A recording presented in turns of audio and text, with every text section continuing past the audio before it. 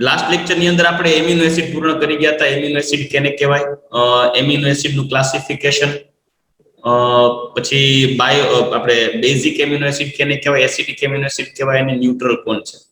Acidic માં aspartic acid, glutamic acid, અને basic amino acid માં આર્જિનિન, હિસ્ટિડિન, લાઇસિન એટલે કે આહિલા.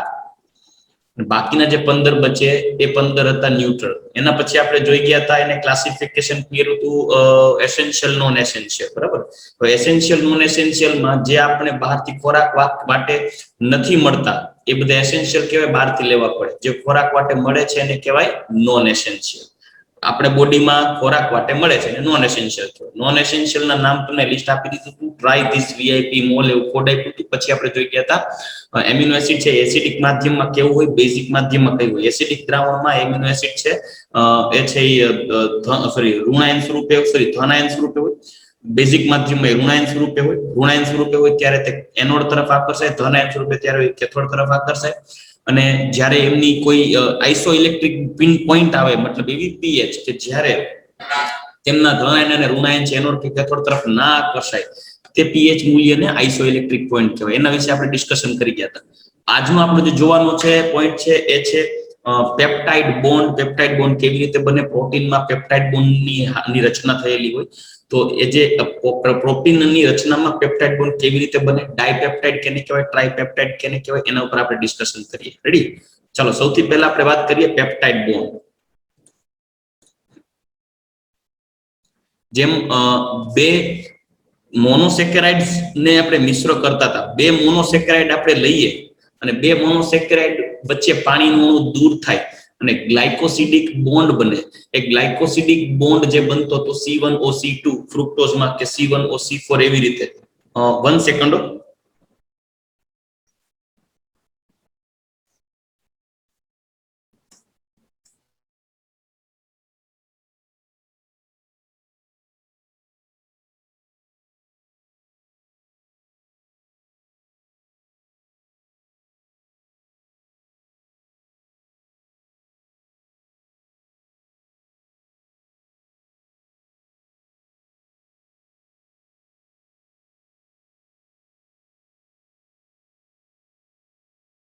ઉભી આપણે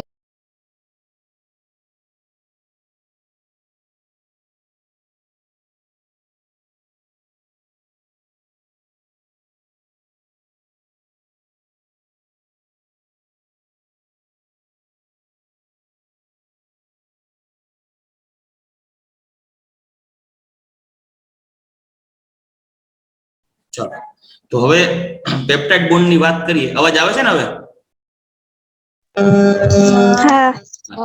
તો પેપ્ટાઇડ બોન્ડમાં બે એમિનો એસિડ બનાવવાના. તો એમિનો એસિડને જનરલી તમારે કેવી રીતે બતાવવાનું હોય? તો એમિનો એસિડને બતાવવામાં નિયમ એવો છે, જ્યારે બે એમિનો એસિડ ભેગા કરીએ, લાઈક એમિનો એસિડ 1 અને એમિનો એસિડ 2, આ બે એમિનો એસિડ જ્યારે એકબીજાના સંપર્કમાં બે વચ્ચે પ્રક્રિયા થાય ને, ત્યારે ડાયપેપ્ટાઇડ બોન્ડ બને. ડાયપેપ્ટાઇડ બોન્ડ બને ત્યારે એક એમિનો એસિડનો COOH સમૂહ અને બીજા એમિનો એસિડના NH2 સમૂહ વચ્ચે પ્રક્રિયા થઈ અને પાણીનો અણુ દૂર થાય, એટલે -H2O થાય અને ડાયપેપ્ટાઇડ બોન્ડ બને. હવે ડાયપેપ્ટાઇડ બોન્ડ કેવી રીતે બને એનું એક્ઝામ્પલ લઈએ.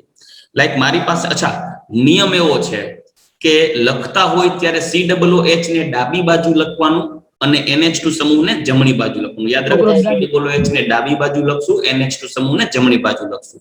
તો કોઈ એક એમિનો એસિડ લઈએ, લાઈક હું લઉં છું ગ્લાયસિન, તો COOH CH2 કેમ કે ગ્લાયસિન છે, અને નીચે લખી દઉં NH2. ચાલો, આ છે NH2. ચાલો, NH2. એવી રીતે બીજો એક એમિનો એસિડ લખું, NH2, પછી અહીંયા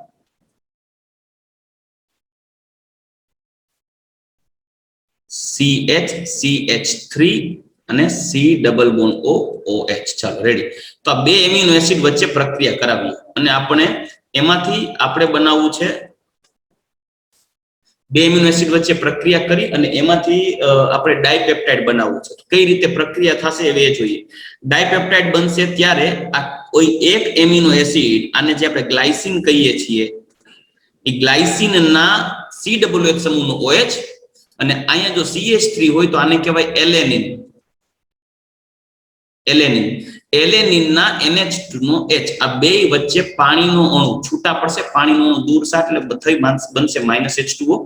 તો આપણી પાસે બચશે NH2CH2 C double bond ONH, કેમ કે આનો NH જ બચશે, આ NH CH3 C double bond OH. તો આની અંદર આ જે થઈ ગયો COOH નો CO અને એની બાજુમાં આ થઈ ગયો NH. તો આ જે બોન્ડ બન્યો એને કહેવાય એમાઇડ બોન્ડ. એમાઇડ CONH2 સમૂહને આપણે એમાઇડ કહીએ છીએ ને, એમાઇડ ગ્રુપ. અને આ જે બોન્ડ બને છે CONH બોન્ડ બને છે ને પેપ્ટાઇડ બોન્ડ તરીકે પણ ઓળખી શકાય. એમાં બે એમિનો એસિડ હોય ને ત્યારે જે બન્યો હોય ને એને કહેવાય ડાયપેપ્ટાઇડ. બે પેપ્ટાઇડ બોન્ડ બને એને ડાયપેપ્ટાઇડ નો કહેવાય. બે એમિનો એસિડ વચ્ચે એક પેપ્ટાઇડ બોન્ડ બને અને જે બે મોનોમર ભેગા થઈને જેમ ડાયમર બને એમ બે એમિનો એસિડ ભેગા થઈને ડાયપેપ્ટાઇડ બને. તો આ થઈ ગયું ડાયપેપ્ટાઇડ. બે એમિનો એસિડ માંથી બન્યો ડાયપેપ્ટાઇડ, આ ડાયમર થઈ ગયું. ચલો આ રીતે એક ડાયપેપ્ટાઇડ બનાવ્યું. નામ કેવી રીતે આપવું? તો નામનો નિયમ છે, મેં તમને કીધું ને NH2 સમૂહને ડાબી બાજુ લખવાનું અને OH સમૂહને જમણી બાજુ લખવાનું, એ તો ઠીક છે. નામમાં એવું છે કે તમારે જે પહેલો ક્રિયાશીલ એટલે કે પહેલો એમિનો એસિડ હોય આ અને લાસ્ટમાં જેનો ફ્રી COOH સમૂહ હોય એ બેની વાત કરીએ ને તો આ જે પહેલો એમિનો એસિડ હોય મને કે આ ગ્લાયસીન છે તો એના નામની પાછળ લખવાનું આઇલ, લાઈક ગ્લાયસીન ને બદલે ગ્લાયસાઇલ. અને છેલ્લો એમિનો એસિડ હોય એનું નામ એમ નામ લખવાનું, લાઈક આવી રીતે. પહેલો એમિનો એસિડ ગ્લાયસીન, બીજો એમિનો એસિડ તો એલેનિન, તો આમ આવશે ગ્લાયસાઇલ એલેનિન, આવું બોલવાનું, ગ્લાયસાઇલ alanine.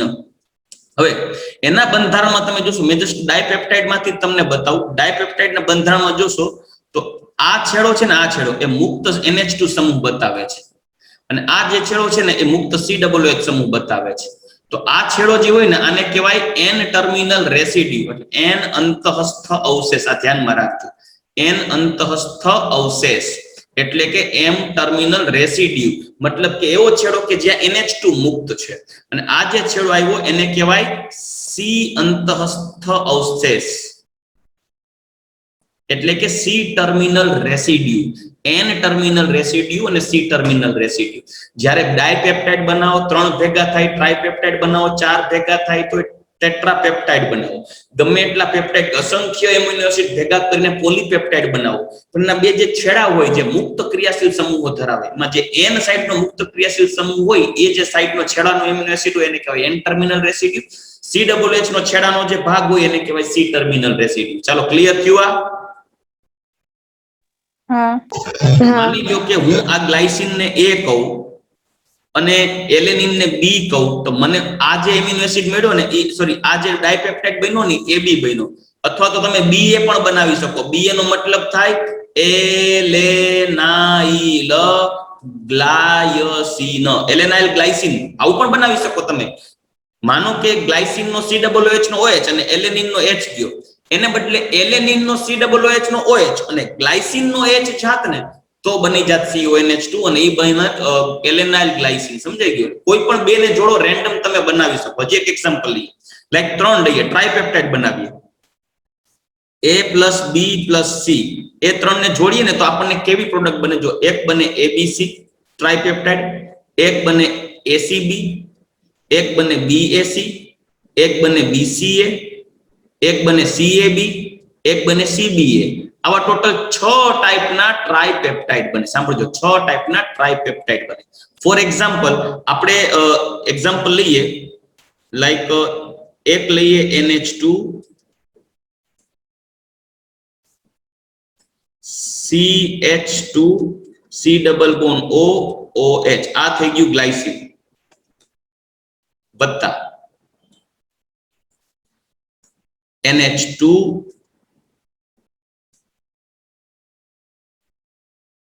CH3 C double bond OH, આ થઈ ગયું એલેનિન, વત્તા ટ્રાયપેપ્ટાઇડ બનાવીએ NH2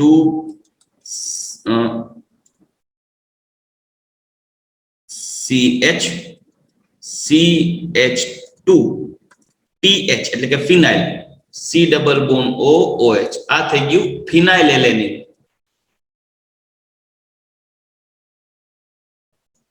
આને કહું A આને કહું B આને કહું C તો ત્રણેયથી જે બનશે એ બનશે ABC કંઈક આવું બનશે જુઓ NH2 CH2 CO પછી એમની વચ્ચે બોન્ડ બનશે અહીંયા આવશે NH સમજે છે ને શું કરું છું CH CH3 CO વળી NH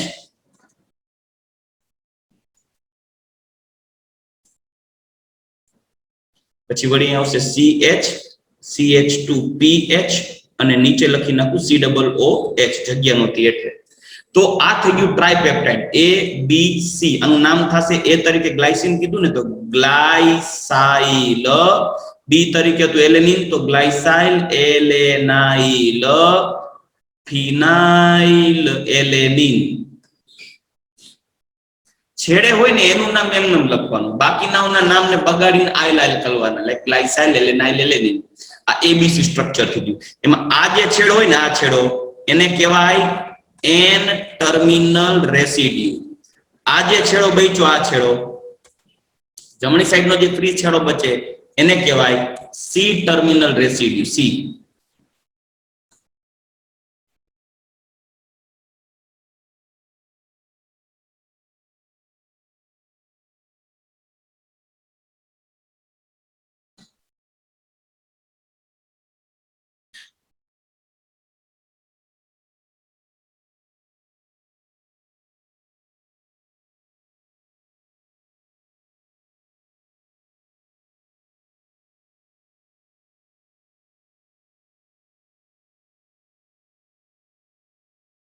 કઈ અવાજ તો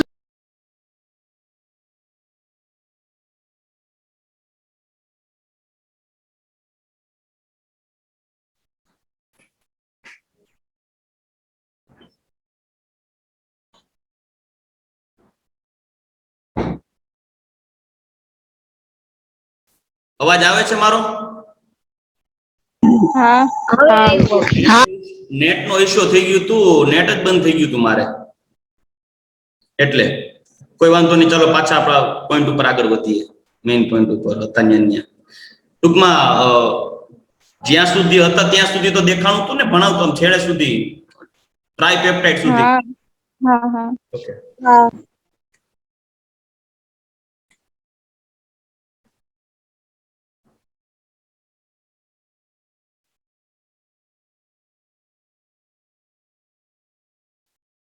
અરે બાપરે લખેલું બધું ક્યાં ગયું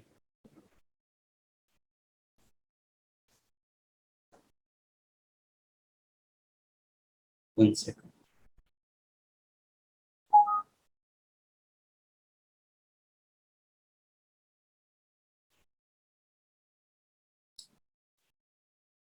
બે મિનિટ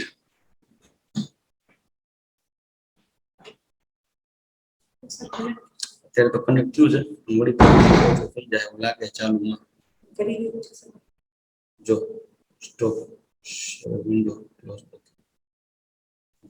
અત્યારે ભલે રીત ચાલુ વાંધો તો સાહેબ જો આમાં ચાલુ છે અહીંયા રાખું છું એમાં તમે ઓન કરી દીધું હોટસ્પોટ ઓન જ છે તમારે જો એમાં પાસવર્ડ નાખો ઓકે વાયર ઓન જ છે એ ચાલુ રાખ્યું છે સર હો તમે બાજુમાં રાખ્યું છે તમને અવાજ આવે છે મારો હા હા વોડાફોન જિંદગીમાં ન વપરાય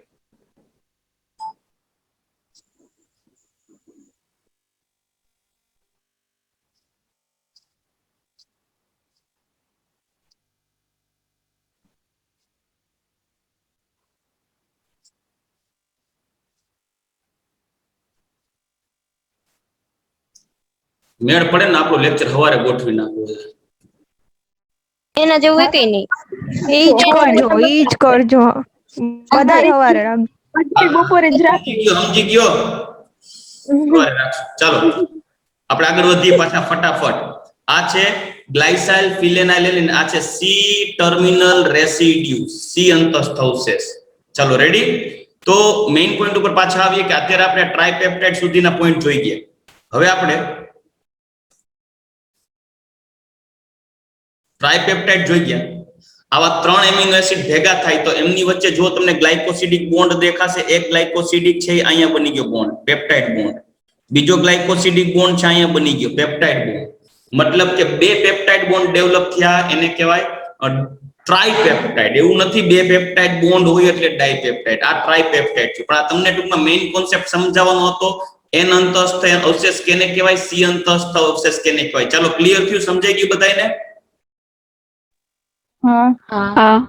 હવે આપણે પોઈન્ટ ઉપર આગળ વધીએ. જો પેપ્ટાઇડ બોન્ડ, અહીંયા તમને એક્ઝામ્પલ આપ્યું છે. આ ગ્લાયસીન છે, આ એલેનિન છે, બે વચ્ચે પાણીનું અણુ દૂર કરી દીધું અહીંયાથી કેચ લઈને, એટલે CONH બોન્ડ બની ગયો. પેપ્ટાઇડ સાંકળ કહેવાય, ગ્લાયસિલ એલેનાઇડ છે, GLYALA. પ્રોટીનના એમિનો એસિડ સંયોજનોના, સાંભળજો હવે એનું ટૂંકમાં એના રિલેટેડ થિયોરિટિકલ પોર્શન જે ટેક્સ્ટબુક ઓરિએન્ટેડ છે. પ્રોટીન સંયોજનોમાં આલ્ફા એમિનો એસિડ સંયોજનોના પોલિમર સંયોજનો, એટલે પ્રોટીન છે આલ્ફા એમિનો એસિડનો પોલિમર છે. તેઓ એકબીજા સાથે પેપ્ટાઇડ બંધ અથવા પેપ્ટાઇડ સાંકળ વડે જોડાયેલા. તો આ થઈ ગયું પેપ્ટાઇડ બોન્ડ. આમાં એક એમિનો એસિડનો COOH સમૂહ અને બીજાનો NH2 સમૂહ વચ્ચે બનતો એક એમાઇડ બોન્ડ છે, જે આ બોન્ડ થઈ ગયો એમાઇડ બોન્ડ. બરાબર.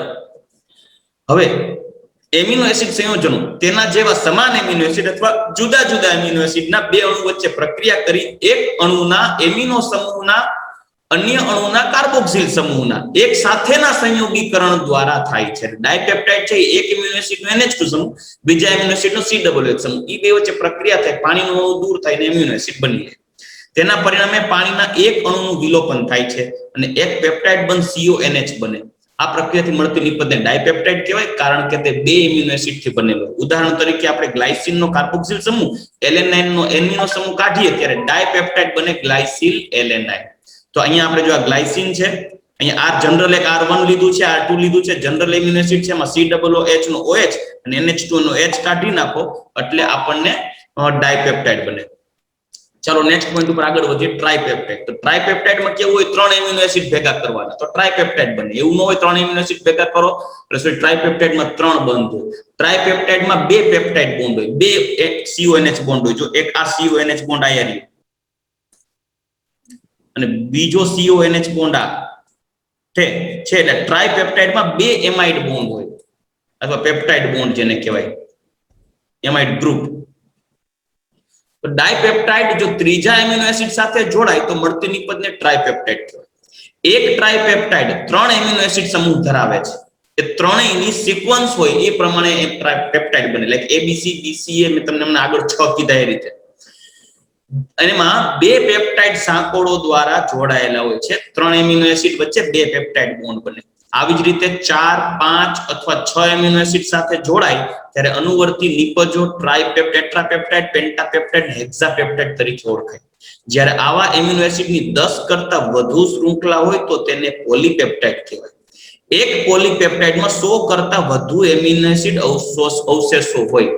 ખરેખર યાદ રાખજો, જો એમિનો એસિડ, સાંભળજો, એમિનો એસિડ 10 સુધી હોય ને, 10 સુધી, એને ઓલિગોપેપ્ટાઇડ કહેવાય. અને એમિનો એસિડ પેપ્ટાઇડમાં ગ્રેટર ધેન 10 હોય ને એને પોલીપેપ્ટાઇડ કહેવાય. આ અસંખ્ય પોલીપેપ્ટાઇડ શૃંખલાઓ એકબીજા સાથે જોડાઈને પોલિમર બનાવે. એટલે એનું પોલીપેપ્ટાઇડની એક શૃંખલા હોય ને એવી બીજી, ત્રીજી એવી ઘણી બધી પોલીપેપ્ટાઇડ શૃંખલાઓ મર્જ થઈ અને એક જેને કહેવાય કે પ્રોટીન બનાવે. તો એમાં તમને કીધું છે કે પોલીપેપ્ટાઇડ 10 કરતા વધારે એમિનો એસિડની શૃંખલા હોય તેને પોલીપેપ્ટાઇડ કહેવાય. આ પોલીપેપ્ટાઇડમાં 100 કરતા વધુ એમિનો એસિડ અવશેષો હોય જેનું આણ્વીય દળ 10,000 યુનિફાઈડ માસ કરતા પણ વધુ હોય, જેને પ્રોટીન કહેવાય. મતલબ ઘણા બધા પોલીપેપ્ટાઇડ એકબીજા સાથે જોડાય અને પ્રોટીન બને. તેમ છતાં પોલીપેપ્ટાઇડ અને પ્રોટીન વચ્ચેનો ભેદ સુસ્પષ્ટ નથી કેમ કે પોલીપેપ્ટાઇડ કરતા પણ વધારે પોલીપેપ્ટાઇડ એકબીજા સાથે ઘણા બધા પોલીપેપ્ટાઇડ જોડાય ને ત્યારે ગૂંચળા જેવી રચના કે સરળ ફાઈબર જેવી રેસામય રચના બનાવે જે પ્રોટીનનું ક્લાસિફિકેશન છે આપણે આગળ જોશું, એને પ્રોટીન કહેવાય. પણ એક સિમ્પલ છે, પોલીપેપ્ટાઇડનું મોટું સ્વરૂપ એ પ્રોટીન થઈ જાય, જેનાથી પણ મોટું પોલિમરિક ફોર્મ. ઓછા એમિનો એસિડ સંયોજનો વાળા પોલીપેપ્ટાઇડને પણ પ્રોટીન કહેવાય, જેમ કે ઇન્સ્યુલિન જેવા પ્રોટીનનું સુસ્પષ્ટ બંધારણ ધરાવે છે, જેમાં 51 એમિનો એસિડ છે. ખાલી 51 એમિનો એસિડ હાજર છે ઇન્સ્યુલિનમાં. ખાસ ધ્યાન રાખજો, એમસીક્યુ માટે કામનું છે. ઇન્સ્યુલિનમાં 51 એમિનો એસિડ છે. તો આ થઈ ગયું ટ્રાઇપેપ્ટાઇડ. ટ્રાઇપેપ્ટાઇડનો જે આ છેડો છે ને, આને કહેવાય સી ટર્મિનલ,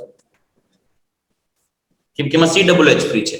આ છેડો છે ને એને કહેવાય એન ટર્મિનલ, કેમ કે એમાં એન અંતઃસ્થ નાઇટ્રોજન વાળો NH2 સમૂહ મુક્ત છે. ચાલો ક્લિયર?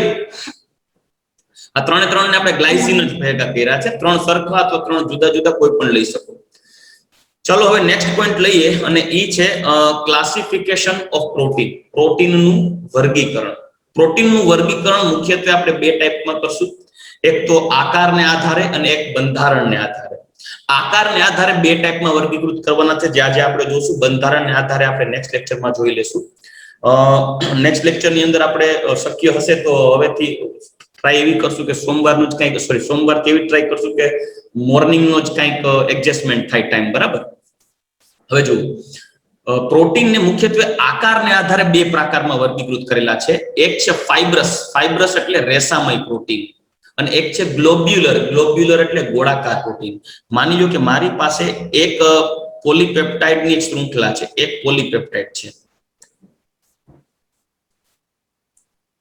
આવી રીતે બીજી કોઈ પોલીપેપ્ટાઇડની શૃંખલા છે, આવી કોઈ ત્રીજી કોઈ પોલીપેપ્ટાઇડની શૃંખલા. આવી લાંબી સળંગ શૃંખલા હોય ને, એ એકબીજા સાથે આંતર આણવીય હાઇડ્રોજન બોન્ડ કે પ્રબળ આયોનિક બોન્ડ જેવા આંતર આણવીય આકર્ષણ બળથી શૃંખલાઓ જોડાય અને એકબીજા સાથે ગૂંચળામય આખી રચના બને છે, ભર ચડી ગયેલી. જો તમને કઈ એક્ઝામ્પલ દેખાશે, માનો કે આને 1, 2 અને 3 અલગ અલગ પોલીપેપ્ટાઇડની શૃંખલાઓ બતાવતા, બધી પોલીપેપ્ટાઇડની શૃંખલાઓ એકબીજા સાથે ગૂંચળા જેવી રચના બનાવી નાખેલ છે, બરાબર? તો આમાં શું છે, આ એક પોલીપેપ્ટાઇડ બીજા હારે, બીજો પહેલા હારે એકબીજા સાથે આંતર આણવીય આકર્ષણ બળો દ્વારા જોડાયેલા હોય. સ્પેશિયલી પ્રબળ આંતર આણવીય આકર્ષણ બળ છે, હાઇડ્રોજન બોન્ડ છે.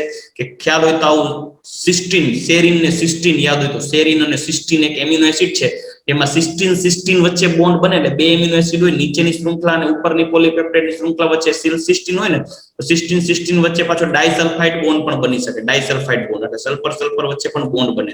આંતરાણવીય આકર્ષણ બળ, પ્રબળ આંતરાણવીય આકર્ષણ બળ હોય. આને કહેવાય રેસામય પ્રોટીન. આ રેસામય પ્રોટીન છે, પ્રબળ આંતરાણવીય આકર્ષણ બળ હોય, એકદમ ફાઇબ્રસ મટીરિયલ હોય, જે ઊનમાં, રેશમમાં, આપણા વાળ પણ કેરાટીન પ્રોટીન છે, સ્નાયુઓમાં માયોસિન પ્રોટીન છે. આ બધા પ્રોટીન છે ફાઇબ્રસ છે, રેસામય છે, અને જે સરળતાથી પાણીમાં દ્રાવ્ય થતા નથી. યાદ રાખજો, જલ અદ્રાવ્ય હોય. રેસામય પ્રોટીન કેવા હોય? જલ અદ્રાવ્ય હોય અને સ્ટ્રોંગ ઇન્ટરમોલેક્યુલર ફોર્સિસ ધરાવે. વિચાર કરો કે આપણા વાળ છે, કેરાટીન પ્રોટીન છે. એ કેરાટીન પ્રોટીન જલ અદ્રાવ્ય છે. જલ દ્રાવ્ય હોત તો કઈ માથાકૂટ જ નહોતી, આ દાઢી બાટી વાળ બાળનું કઈ ટેન્શન, એ હવારે નાયા ગુડદો, બરાબર? સીધા પાણી ઓગળી જાય બધું. નખ પણ કેરાટીન પ્રોટીન છે, સીધું તમે નાવ, હાથ ભીના થાવ, નખ ઓગળી જાય, બરાબર? ટૂંકમાં કોઈ વાણંદ ને કઈ ટેન્શન નહોતું, નેલ પોલિશ ની કોઈ છોકરીઓને ચિંતા નહીં, કાંઈ નહીં. બધા કાંચા થઈ જાય, આઈબ્રો બાઈબ્રો કઈ રહે જ નહીં. છોકરીઓને વાણંદ કહેવાય. બ્યુટી પાર્લરમાં આઈબ્રો કરાવવા જવાનો જ નહીં, કોઈ તો કરાવે ને, બરાબર? તો જે આખી પ્રોસેસ છે, મતલબ કે જે આપણું જે પ્રોટીન છે, એ પ્રોટીન કેરાટીન પ્રોટીન છે. આ પ્રોટીન છે આપણા નખમાં હોય, પ્રાણીઓમાં ખરી હોય, લાઈક ગાય, ભેંસ છે, બળદ છે. બળદમાં શિંગડા હોય, બરાબર? ઘણી બાયુને બબે શિંગડા હોય, છોકરીઓ છે, તો એ જે શિંગડા હોય એક કેરાટીન પ્રોટીનના બનેલા હોય, જે જલ અદ્રાવ્ય હોય. જેથી આજે આપણા માથા ઉપર જે કેરાટીન પ્રોટીન ઝુમખામાં ઉગ્યા છે, બરાબર, એ કેરાટીન પ્રોટીન આપણી ખોપડીનું રક્ષણ કરે છે, બરાબર? સીધો ટપકો સંપર્કમાં આવે સૂર્યપ્રકાશના તો ટપકો છે એ બિચારો તપી જાય, બરાબર? એટલે એ આગળ ઉપર છે કોટિંગ કરેલું છે આખા કેરાટીન પ્રોટીન, એટલે જલ અદ્રાવ્ય હોય. સ્પેશિયલી કેરાટીન પ્રોટીન પણ એક પ્રકારના ફાઇબ્રસ મટીરિયલ છે. તો રેસામય પ્રોટીન કેને કહેવાય? તો કે જ્યારે પોલીપેપ્ટાઇડ શૃંખલાઓ એકબીજાને સમાંતર ગોઠવાયેલી હોય, જો એકબીજાને સમાંતર ગોઠવી છે અને એકબીજા સાથે હાઇડ્રોજન બંધ અને ડાયસલ્ફાઇડ બંધથી જોડાયેલી, જો મેં તમને કીધું હતું ને ડાયસલ્ફાઇડ બોન્ડ, જે સેરીન સેરીન કે સિસ્ટીન સિસ્ટીન પ્રકારના એમિનો એસિડ હોય ને એમાં સલ્ફર અવેલેબલ હોય. જો હું તમને બતાવું, યસ સિસ્ટીન, જો સિસ્ટીન ની અંદર જો તમે જોશો સલ્ફર અવેલેબલ છે. તો સિસ્ટીન પ્રકારના જો એમિનો એસિડ હોય ને તેની અંદર ડાયસલ્ફાઇડ બોન્ડ્સ પણ અવેલેબલ હોય. તો પોલિમરિક શૃંખલામાં જો સિસ્ટીન પ્રકારનો એમિનો એસિડ હોય પોલીપેપ્ટાઇડમાં, તો એ એક પ્રકારના ડાયસલ્ફાઇડ બોન્ડ બનાવે, જે આંતરાણિક આકર્ષણ બળ પ્રબળ એક પ્રકારના કેમિકલ બોન્ડ જેવું હોય. ત્યારે રેસામય જેવું બંધારણ ધરાવે છે. ટૂંકમાં જે આવા ઓલા જેને કહેવાય ને ગામડે ખબર હોય તો ગઈઢા પેલા પાતળા દોરાઓ ભેગા કરીને એકબીજામાં ચોટલો ગૂંથ્યા, તમે જો ચોટલો ગૂંથો એ ટાઈપનું ગૂંથાઈ જતું હોય, એટલે લાંબી પોલિમરિક શૃંખલાઓ એકબીજામાં ગૂંથાઈ જાય અને એક આખું ફાઇબ્રસ મટીરિયલ બનાવે.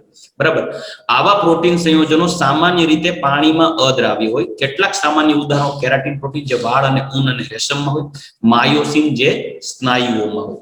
તો કે ઓલમોસ્ટ તમારે બાયોલોજીમાં બધી વસ્તુ આવતી જ હશે, વિથ ડિટેલ આવતી હશે, જેટલું કેમિસ્ટ્રીમાં ના આવતું હોય, એટલે તમને કદાચ આ બધું ખ્યાલમાં હશે જ. ચાલો લાસ્ટ પોઈન્ટ જોઈ લઈએ, અને એ છે ગોલીય પ્રોટીન, મતલબ કે ગ્લોબ્યુલર પ્રોટીન. ગ્લોબ્યુલર, જો આપણે ફોર એક્ઝામ્પલ એક એક્ઝામ્પલ આપું, ઇન્સ્યુલિન છે, હિમોગ્લોબિન છે, માયોગ્લોબિન છે. ઇન્સ્યુલિન, હિમોગ્લોબિન, માયોગ્લોબિન આ બધા એવા એમિનો એસિડ્સ છે, એવા એમિનો એસિડની પ્રોટીન છે, એવા પ્રોટીન છે કે જેનું સ્ટ્રક્ચર ગોળાકાર હોય. મતલબ જો ઓલી આમ લાંબી સળંગ શૃંખલા હોય એ શૃંખલા ન રહેતા એ ટૂંકમાં ગૂંચળું થઈ ગયું હોય. મતલબ આવી લાંબી સળંગ શૃંખલાઓ ગૂંચળામય રૂપાંતરણ પામે, ગોળાકાર બની જાય, એને કહેવાય ગ્લોબ્યુલર પ્રોટીન. ગ્લોબ્યુલર વર્ડ આવ્યો ગ્લોબલ ઉપરથી, ગ્લોબલ એટલે ગોળાકાર, અને પ્રોટીનના કોઈ પણ નામમાં પાછળ ઇન લગાડે. આપણા શરીરમાં જોશો હિમોગ્લોબિન છે તો હિમ એટલે એફી એટલે લોખંડ, અને ગ્લોબ એટલે ગોળાકાર, ગ્લોબ, અને ઇન એટલે પ્રોટીન. હિમોગ્લોબિન લોખંડ ધરાવતો ગોળાકાર પ્રોટીન. બરાબર, પછી આલ્બ્યુમિન પ્રોટીન, ઇન્સ્યુલિન, માયોગ્લોબિન આ બધા ગોળાકાર પ્રોટીન છે. માયોગ્લોબિન, ઓલું તો માયોસિન જે સ્નાયુમાં હોય, આ માયોગ્લોબિન. આ ગોળાકાર પ્રોટીનમાં આંતરાણવીય આકર્ષણ બળ હાઇડ્રોજન બંધ હોય, અને ઓલા ફાઇબ્રસ પ્રોટીનમાં જે ડાયસલ્ફાઇડ બોન્ડ હતા એ સ્ટ્રોંગ હતા, જ્યારે આમાં આંતરાણવીય આકર્ષણ બળ થોડા નબળા હોય, જેથી તે જલ દ્રાવ્ય હોય. સાંભળજો, કેવા હોય? જલ દ્રાવ્ય હોય. એટલે ગોલીય પ્રોટીન છે ને બધા, એ બધા જલ દ્રાવ્ય હોય છે. ઓલું યાદ રાખજો, જલ અદ્રાવ્ય, તમે ચોખવટ કરી હતી, જલ અદ્રાવ્ય, અને આ છે જલ દ્રાવ્ય છે. તો જ્યારે પેપ્ટાઇડ શૃંખલાઓ વળીને ગોળાકાર સ્વરૂપ બતાવ્યો છે, આ વળીને ગોળાકાર સ્વરૂપ બતાવે, મતલબ કે આ જે પોલીપેપ્ટાઇડની લાંબી સળંગ શૃંખલા હતી, આજે અહીંયા વળી અને ગોળાકાર થઈ જાય, વળીને ગોળાકાર થઈ જાય, મતલબ ગોળાકાર રચના ધારણ કરે, ત્યારે ગ્લોબ્યુલર પ્રોટીન કહેવાય. ત્યારે ગોલીય આકાર રચાય છે. આ પ્રોટીન સંયોજનો સામાન્ય રીતે પાણીમાં દ્રાવ્ય હોય છે. ઇન્સ્યુલિન, આલ્બ્યુમિન ગોલીય પ્રોટીન સંયોજનોના સામાન્ય ઉદાહરણ છે. આલ્બ્યુમિન એટલે ઈંડાની સફેદી. ઈંડું એક પ્રકારનું આલ્બ્યુમિનનો એક સોર્સ છે, એનું નામ જ છે આલ્બ્યુમિના. બરાબર, આલ્બ્યુમિનના ઈંડાનું સાયન્ટિફિક નામ છે. તો ઈંડામાંથી આલ્બ્યુમિન પ્રોટીન મળે છે. બરાબર, એટલે ઈંડાને પાણીમાં જે ઘોળવામાં આવે તો મિક્સ થઈ જાય છે. એનું રીઝન છે કે પાણીમાં મિસિબલ છે, જલ દ્રાવ્ય છે. તો યાદ રાખજો, આમાં આંતરાણવીય આકર્ષણ બળ ફાઇબ્રસ પ્રોટીન્સ કરતા નબળા હોય છે. તો આ થઈ ગયું ગોલીય પ્રોટીન. હવે મેઇન જે આપણે નેક્સ્ટ લેક્ચરમાં ડિસ્કસ કરશું ને, આ આપણે જોઈ ગયા પ્રોટીન અણુના આકારને આધારે વર્ગીકરણ, જેની અંદર આપણે જોઈ ગયા હતા ફાઇબ્રસ અને ગ્લોબ્યુલર પ્રોટીન. હવે આપણે નેક્સ્ટ જે લેક્ચરમાં જોશું ને, એ જોશું primary protein, secondary protein, tertiary protein, quaternary protein. આ ચારેય વચ્ચેનો ભેદ શું છે એ ખાસ સમજવાનું છે. તો ચારેય વચ્ચેનો ભેદ આપણે જોશું, પ્રાઇમરી, સેકન્ડરી, ટર્શરી અને ક્વાટર્નરી. બાયોલોજીમાં આવતું હશે એટલે તમને બધાને ખ્યાલ હશે, પણ કેમિસ્ટ્રી રિલેટેડ થોડુંક સિમ્પલ છે, બાયોલોજી કરતા થોડું સરળ છે. લાસ્ટ લેક્ચરની અંદર આપણે fibrous protein, classification of પ્રોટીનમાં રેસામય protein અને ગોલીય પ્રોટીન જોઈ ગયા હતા. મેં કીધું ભાઈ રેસામય પ્રોટીન છે એમાં આંતરઆણવીય હાઇડ્રોજન બંધ જેવા પ્રબળ હાઇડ્રોજન બંધ એટલે પ્રબળ આકર્ષણ બળ અને ડાયસલ્ફાઇડ જેવા કેમિકલ બોન્ડો જેને કારણે ફાઇબ્રસ પ્રોટીન રેસામય પ્રોટીનના આંતરઆણવીય આકર્ષણ બળ પ્રબળ હોય જે સરળતાથી જલદ્રાવ્ય હોતા નથી. આવા પ્રોટીન છે જે કેરાટીન છે, વાળ અને ઊનમાં હોય, નખમાં હોય, ખરીમાં હોય, પ્રાણીઓની ખરીમાં હોય, બરાબર. માયોસિન જેવા પ્રોટીન છે જે સ્નાયુઓમાં હોય, એ બધા જલ અદ્રાવ્ય. જલ દ્રાવ્યની અંદર શું હોય તો કે ભાઈ ગોળાકાર પ્રોટીન હોય, ગ્લોબ્યુલર પ્રોટીન એટલે ગોળાકાર પ્રોટીન હોય, તે ગોળ હોય, મતલબ કે તેમની અંદર માત્ર હાઇડ્રોજન બંધ જેવા કે આંતરઆણવીય આકર્ષણ બળ વાન્ડરવાલ્સ જેવા નિર્બળ આકર્ષણ બળ હોય. જ્યારે ગોળાકાર વલય પામે ત્યારે એની અંદર ઇન્સ્યુલિન, માયોગ્લોબિન, હિમોગ્લોબિન, આલ્બ્યુમિન જેવા પ્રોટીન એની અંદર ઇન્વોલ્વ છે. જલ દ્રાવ્ય હોય, પાણીમાં સુદ્રાવ્ય હોય. આ આપણે આકારને આધારે જોઈએ. તો હવે આપણે બાયફર્કેશન કરશું તેમના બંધારણને આધારે. બંધારણને આધારે મેઇનલી 4 ટાઈપમાં આપણે બાયફર્કેટ કરશું: primary protein, secondary protein, tertiary protein, quaternary protein.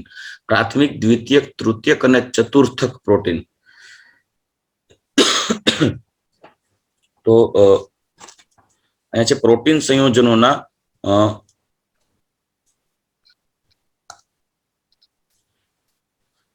સંયોજનોના બંધારણ અને આકારના અભ્યાસ જુદા જુદા 4 સ્તરો એટલે કે પ્રાથમિક, દ્વિતીયક, તૃતીયક અને ચતુર્થક સ્તરે કરી શકાય છે. જેની અંદર આપણે પ્રાથમિક, દ્વિતીયક, તૃતીયક અને ચતુર્થક વિશે કઈ નથી જાણી ગયા, પણ આકારમાં ફાઇબ્રસ એટલે કે રેસામય અને ગોલીય પ્રોટીન જોઈ ગયા. હવે આપણે પ્રાથમિકની વાત કરીએ ને તો જો તમને અહીંયા એક ચેઇન બતાવી છે, આ ચેઇન છે એમાં એક આ જે ભાગ છે એને કીધું છે સી ટર્મિનલ રેસિડ્યુ, સી અંતઃસ્થ અવશેષ. આની અંદર ઘણા બધા એમિનો એસિડ, જેટલા તમને મણકાઓ બતાવ્યા છે એ બધા એમિનો એસિડ્સ છે, અલગ અલગ ટાઈપના એમિનો એસિડ છે. જ્યારે આ છે એ એન ટર્મિનલ રેસિડ્યુ છે.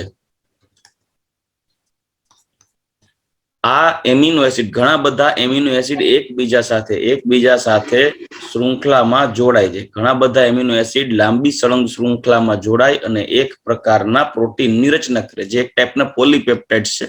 ઘણા બધા પોલીપેપ્ટાઇડ એકબીજા સાથે જોડાય છે. આપણે આગળ જોઈ ગયા તો પોલીપેપ્ટાઇડ અને પ્રોટીન વચ્ચેનું બહુ બાયફર્કેશન છે એ ક્લિયર નથી. કેમ કે એક આપણે જોઈ ગયા હતા કે ભાઈ ઇન્સ્યુલિન છે 52 એમિનો એસિડ થી બનેલું એક પ્રોટીન છે. એટલે આ એક ટાઈપનું પોલીપેપ્ટાઇડ છે જે લાંબી સળંગ શૃંખલાથી જોડાયેલું હોય છે. આ છે એ પ્રોટીનનું એક પ્રાઇમરી બંધારણ છે, પ્રાથમિક બંધારણ છે, એટલે સૌથી સરળ બંધારણ છે. હવે આ જ પ્રાથમિક પ્રોટીનમાંથી દ્વિતીયક, તૃતીયક અને ચતુર્થક પ્રોટીનની રચના થાય. મતલબ કે જો આ પ્રાથમિક પ્રોટીનને આમ લાંબી સળંગ શૃંખલા તરીકે આવી રીતે આમ બતાવી દઉં ને, આ એક પ્રાથમિક પ્રોટીન થયું ને, તો પ્રાથમિક પ્રોટીનમાં અમુક જે સરળ લાંબી શૃંખલા છે ને એ ગોળાઈ વળી જાય. મતલબ કે આ એક પ્રાથમિક પ્રોટીન હોય ને તો પ્રાથમિક પ્રોટીનમાંથી અમુક જગ્યાએ આ પ્રાથમિક પ્રોટીન હોય ને તો એમાંથી પછી દ્વિતીયક પ્રોટીનમાં શું હોય કે પ્રાથમિક પ્રોટીનની લાંબી એમિનો એસિડ સળંગ શૃંખલા હોય ને એ ગોળાઈ વળી જાય, જેને સર્પિલાકાર કહેવાય, હેલિકલ ફોર્મ કહેવાય. હેલિકલ ફોર્મમાં કન્વર્ટ થઈ જાય એટલે અમુક જગ્યાએથી બેન્ડ વડે મંડે વળવા અને ગોળાઈઓ વળી જાય તો એ થઈ ગયું સેકન્ડરી પ્રોટીન. આ પ્રાથમિક પ્રોટીન, સેકન્ડરી પ્રોટીન. સેકન્ડરી પ્રોટીનમાં કેવું હોય કે માનો કે કોઈ એક છેડેથી ગૂંચળું વળવાની શરૂઆત થઈ જાય, મતલબ કોઈ એક જગ્યાએથી માનો કે અહીંયાથી વળી જાય અને આ ભાગ ઉપર આવીને ગૂંચળું મંડે વળવા, વળી અહીંથી આ ભાગ નીચે તરફ ગૂંચળું મંડે વળવા, એટલે પ્રાથમિકમાંથી સેકન્ડરી બને. સેકન્ડરીમાંથી કેવું કે આ જે ભાગ હતો એમાંથી એક જગ્યાએથી ગૂંચળું વળી જાય, વળી આખું આવી તેમ ગૂંચળામાં આખી રચના થઈ જાય ને તો એ ટર્શરી પ્રોટીન થઈ જાય. અને આવું એક પ્રોટીનનો એક ભાગ હોય એવા ગૂંચળામય સ્વરૂપ, એક કરતા વધારે ગૂંચળામય સ્વરૂપ હોય, એટલે 4 ગૂંચળામય સ્વરૂપ છે જેને તમે કદાચ બાયોલોજીમાં ભણી ગયા છો, આલ્ફા અને બીટા સ્ટ્રક્ચર. આવી તમે ગૂંચળામય સ્વરૂપ એકબીજા સાથે જોડાઈ જાય અને પ્રોસ્થેટિક ગ્રુપ, આના વિશે કદાચ તમે જાણી ગયા છો કે ઇનઓર્ગેનિક સ્પીસીસ કોઈ આની અંદર જોડાઈ ગયું, લાઈક આની અંદર એફીના ઘટકો જોડાયેલા છે તો આને આ તમે હિમોગ્લોબિન તરીકે ઓળખો છો. તો આપણે એક આ પોઈન્ટ થઈ ગયો પ્રાથમિક, દ્વિતીયક, તૃતીયક અને ચતુર્થક પ્રોટીનનો. આપણે 1 by 1 જોતા જઈએ. આ પ્રાથમિક, એમાંથી જ બને દ્વિતીયક, એમાંથી જ બને તૃતીયક, એમાંથી જ બને ચતુર્થક પ્રોટીન. તો પ્રાથમિક પ્રોટીન સંયોજન એટલે કે પ્રોટીનનું પ્રાથમિક બંધારણ કયું છે? તો પ્રોટીન સંયોજનોને એક અથવા વધારે પોલીપેપ્ટાઇડ શૃંખલાઓ હોય. પ્રોટીનના દરેક પોલીપેપ્ટાઇડમાં એમિનો એસિડ સંયોજન ચોક્કસ ક્રમમાં ગોઠવાયેલા. સાંભળજો, એમિનો એસિડની સિક્વન્સ પ્રોપર એરેન્જ થઈ હોય, જે નેચરલ વસ્તુ છે આપણે એમાં કોઈ ચેન્જીસ ના કરી શકીએ. મતલબ એક પછી બીજી, ત્રીજી, ચોથી, પાંચમી જે આખી સિક્વન્સ છે એમિનો એસિડની એ એક ફિક્સ હોય. એક જે કયા એમિનો એસિડ પછી કયું એમિનો એસિડ આવશે ફિક્સ હોય. હવે જો એમિનો એસિડની અંદર આપણે આડાવડું કંઈ થઈ જાય નેચરલી અથવા તો કોઈ બીજા રીઝનથી એમિનો એસિડની સિક્વન્સમાં કોઈ ચેન્જ આવી જાય તો એ જે પ્રોટીન છે એ પ્રોટીનનું વર્ક છે એ ડિસ્ટર્બ થઈ જાય. મતલબ પ્રોટીનમાં ડિનેચરેશન આવી જાય. આપણે બીજા શબ્દમાં કહીએ ને તો વિકૃતિકરણ થઈ જાય. બરાબર. એટલે એમિનો એસિડની સિક્વન્સ પણ પ્રોપર જળવાતી રહેવી જોઈએ. લાઈક ડીએનએ માં એવી જ એક ઘટના હોય જે આપણે ડીએનએ જોશું ત્યારે જોશું. પ્રોટીન સંયોજનો એક અથવા વધારે પોલીપેપ્ટાઇડ શૃંખલાઓના બનેલા છે. પ્રોટીન દરેક પોલીપેપ્ટાઇડ એમિનો એસિડ સંયોજનો એક ચોક્કસ ક્રમમાં હોય. મતલબ પોલીપેપ્ટાઇડમાં એમિનો એસિડ એક ચોક્કસ સિક્વન્સમાં હોય અને એમિનો એસિડ સંયોજનોના આ ક્રમને પ્રોટીનનું પ્રાથમિક બંધારણ કહેવાય, જે એક લાંબી સળંગ શૃંખલામાં હોય. આ પ્રાથમિક બંધારણમાં કોઈ પણ ફેરફાર એટલે કે એમિનો એસિડ સંયોજનોના ક્રમમાં ફેરફાર જુદું પ્રોટીન બનાવે. એટલે જે પ્રોટીન હોય પ્રોટીન ન રહેતા એક નવું અલગ ડેવલપ થઈ જાય. રેડી? ચાલો નેક્સ્ટ પોઈન્ટ આગળ વધીએ. સેકન્ડરી પ્રોટીનની વાત કરીએ તો મેં તમને અહીંયા કીધું હતું કે ભાઈ જે પ્રાઇમરી પ્રોટીન છે, જે પ્રાઇમરી પ્રોટીન હતો આમ લાંબી, એ અમુક જગ્યાએથી આમ વળી જાય અને હેલિકલ ફોર્મ થઈ જાય. તો માનો કે આ પ્રાથમિક પ્રોટીન હતો તો પ્રાથમિક પ્રોટીન છે એ અમુક જગ્યાએથી આમ વળી અને સેકન્ડરી પ્રોટીન થઈ જાય. એને આપણે હેલિકલ ફોર્મ કહેવાય. હેલિકલ એટલે સર્પિલ. પ્રાથમિક પ્રોટીનમાંથી દ્વિતીયક પ્રોટીન બને તો દ્વિતીયક પ્રોટીનને બે ભાગમાં વર્ગીકૃત કરવામાં આવે છે. બધાને વોઇસ આવે છે ને મારો ક્લિયર? ઓકે. એક છે આલ્ફા સર્પિલ અને બીજું છે બીટા પ્લીટેડ. આલ્ફા સર્પિલ અને બીટા પ્લીટેડ. સર્પિલ એટલે હેલિકલ, હેલિકલ એટલે આમ ગોળાકાર સીડી ચડતા હોય એવી રીતે, અને પ્લીટેડ એટલે ગળી વળી ગયેલું, મતલબ આમ ગળી વળી ગયેલી હોય આવી રીતનું. 3 ડાયમેન્શનલી આમ જો ને આમ ગળી વળી ગયેલી હોય આવી રીતે. જે હું નાનો હતો તો અહીંયા તો મને ખબર છે, તમારી ખબર નથી. આવી રીતનું બીટા પ્લીટેડ છે. હું નાનો હતો ત્યારે ઓલું નાગ બનાવતા, કાગળનો નાગ બનાવી આમાં વાળી વાળીને પછી આમ કે નાગ બનાવે. એમાં જે ગળી વાળવાની હોય ને એના ટાઈપનો આખો બની જાય. પ્રોટીનનું સેકન્ડરી જે સ્ટ્રક્ચર છે એમાં કેવું હોય કે આખું જે એમિનો એસિડનું બંધારણ છે, એમિનો એસિડની જે સળંગ શૃંખલા છે પ્રાથમિક પ્રોટીનમાં, એમાં એમિનો એસિડમાં રહેલા પેપ્ટાઇડ બંધોમાં એક પેપ્ટાઇડ મતલબ એક C ડબલ બોન્ડ O અને NH હોય. બરાબર. એમિનો એસિડની લાંબી સળંગ શૃંખલાઓમાં મતલબ પ્રોટીનમાં. એમાં બીજા પછી આમ જયારે આમ ગોળાઈ વળે ને ગોળાઈ, ત્યારે બીજાનો C ડબલ બોન્ડ OR નો અહીંયા NH હોય. માનો કે અહીંયા C ડબલ બોન્ડ O છે તો અહીંયા પાછો NH હોય. તો NH અને C ડબલ બોન્ડ O આ બે હાઇડ્રોજન બોન્ડ થી જોડાતા જાય. જેમ જેમ આમ આગળ જાય C ડબલ બોન્ડ O હોય, C ડબલ બોન્ડ O અહીંયા છે પછી NH, પછી વળી એમ લાંબી સળંગ આગળ વધે એટલે અહીંયા N અને H થી તો અહીંયા હાઇડ્રોજન બોન્ડ થી જોડાતા જાય. એવી રીતે ટૂંકમાં એમિનો એસિડમાં જ્યાં ગોળાઈ આવે એનો એકનો એક પેપ્ટાઇડનો CO બોન્ડ અને બીજા એમિનો એસિડના પેપ્ટાઇડના NH બોન્ડ વચ્ચે ઇન્ટરમોલેક્યુલર હાઇડ્રોજન બોન્ડ બની ગયા હોય. એટલે મુદ્દો કેવો છે કે માની લ્યો કે એમિનો એસિડનું પ્રાથમિક બંધારણ છે, તેમાં પ્રાથમિક બંધારણમાં તો લાંબી સળંગ શૃંખલા હોય એમિનો એસિડની, મતલબ આમ એક લાંબી સળંગ શૃંખલા હોય આમાં. પણ જયારે એ શૃંખલાઓ વચ્ચે જેમ ગોળાઈઓ બને ત્યારે એક આમ ગોળાઈ બને પછી આમ બીજી ગોળાઈ બને ત્યારે શું થાય તો કે ત્યારે માનો કે એકનો C double bond O bond હોય પેપ્ટાઇડ બોન્ડનો, તો અહીંયા H હોય તો અહીંયા પાછો N અને H હોય અને અહીંયા C ડબલ બોન્ડ O હોય તો આનો H અને આના O વચ્ચે હાઇડ્રોજન બંધ બની ગયેલો. ઉપર એક હાઇડ્રોજન બોન્ડ બને, અહીંયા નીચે હાઇડ્રોજન બોન્ડ બને, અહીંયા હાઇડ્રોજન બોન્ડ બને. આવી રીતે હાઇડ્રોજન બોન્ડ બનતા જાય. આ હાઇડ્રોજન બોન્ડમાં ઓન એન એવરેજ આમ એક ગોળાઈ વરે ત્યારે અમુક ચોક્કસ એમિનો એસિડના સંખ્યા ફિક્સ હોય, like 3.6 amino acid on an average amino એસિડની એક ફિક્સ હોય એક ગોળાઈની અંદર. એટલી સંખ્યામાં amino acid on an average ગોઠવાયેલા હોય. આપણે આગળ જોઈએ એટલે આવશે. દ્વિતીયક પ્રોટીનમાં પ્રોટીનના દ્વિતીયક બંધારણનો સંબંધ એવા આકાર સાથે છે જેમાં લાંબી પ્રોટીન શૃંખલા અસ્તિત્વ ધરાવતી હોય તેઓ જુદા જુદા બે પ્રકારના બંધારણો જેવા કે આલ્ફા સર્પિલ અને બીટા પ્લીટેડ એટલે કે ગળી વળી ગયેલા પડદા જેવું. આપણે ઘરે બારીમાં પડદા, મારી પાછળ તમે પડદો જોવો છો, જો ગળી વળી ગયેલી છે જ ઓલરેડી, પ્લીટેડ ફોર્મ કહેવાય. બરાબર. બંધારણમાં અસ્તિત્વ ધરાવે છે. આ બંધારણો પેપ્ટાઇડ બંધના CO બોન્ડ અને NH બોન્ડ સમૂહો, CO અને NH સમૂહ વચ્ચેના હાઇડ્રોજન બંધને કારણે પોલીપેપ્ટાઇડની મુખ્ય શૃંખલાના નિયમિત વળાંકના લીધે ઉત્પન્ન થાય. જો નિયમિત વળાંક મતલબ ચોક્કસ એક બેન્ડ વળે છે, નિયમિત વળાંક આવે છે. તમારી સામે એક સ્ટ્રક્ચર બતાવ્યું છે, અહીંયા બતાવ્યું છે. જો એમાં છે ને એક એક્ઝામ્પલ, જો આ CO બોન્ડ તમે જોઈ શકો છો અને આ NH બોન્ડ, આ બે વચ્ચે ઇન્ટરમોલેક્યુલર હાઇડ્રોજન બોન્ડ ડેવલપ થઈ ગયો. જો સેમ હિયર અહીંયા જો આનો CO બોન્ડ અને આના NH બોન્ડ વચ્ચે, આના NH બોન્ડ વચ્ચે એક અહીંયા હાઇડ્રોજન બોન્ડ બની ગયો. બરાબર. પછી આના CO બોન્ડ અને આના NH બોન્ડ વચ્ચે ઇન્ટરમોલેક્યુલર હાઇડ્રોજન બોન્ડ બની ગયો. આવી એક ગોળાઈ આવે ત્યારે ઓન એન એવરેજ 3.6 જેટલા એમિનો એસિડ આની અંદર પ્રેઝન્ટ હોય. બરાબર. તો હવે આપણે ચાલુ કરીએ આલ્ફા સર્પિલ્સ બંધારણમાં, એટલે કે આને કહેવાય આલ્ફા સર્પિલ બીટા પ્લેટેડ. નેક્સ્ટ જોશું. પેલા આલ્ફા સર્પિલ પ્રકારનું amino acid secondary protein.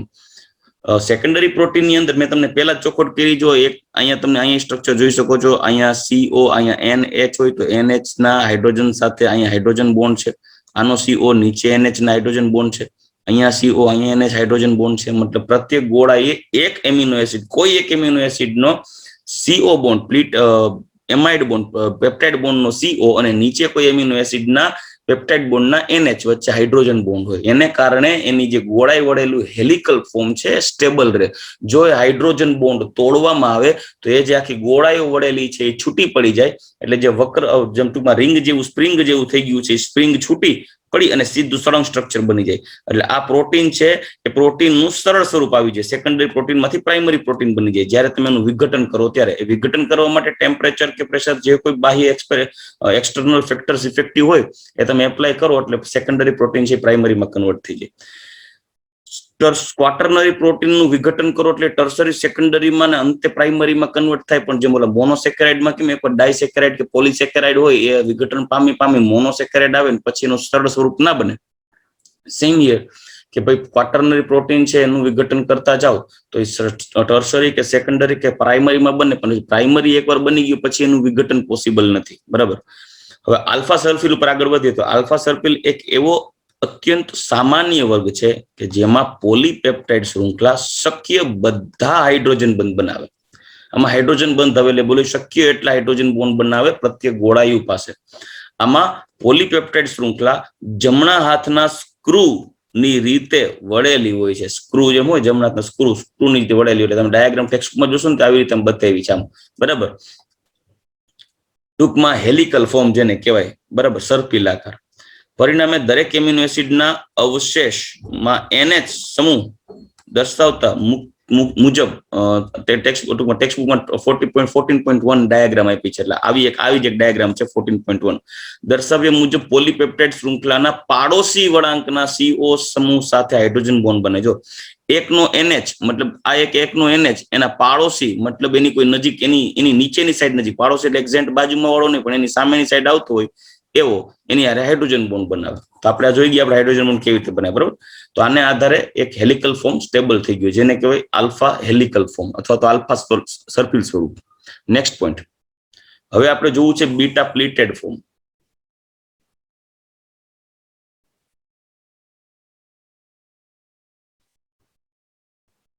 Beta પ્લીટેડ ની અંદર શું હોય કે દાખલા તરીકે એક આ પોલીપેપ્ટાઇડ ની શૃંખલા છે, ખાસ અહીંયા સમજી શકશો એ પ્રમાણે દોરેલું છે. અહીંયા બીટા પ્લીટેડ ની અંદર સમજાવું ખાસ. જો આ છેડો જોશો ને, આ છેડો, આને કેવું C અંતઃસ્થ અવશેષ. સાંભળજો, C અંતઃસ્થ અવશેષ. આ એક એમિનો એસિડ છે જેમાં તમે જોઈ શકો છો અહીંયા R છે, એક એમિનો એસિડ માં રહેલો R ફંક્શનલ ગ્રુપ છે. અહીંયા R, આ બધા R છે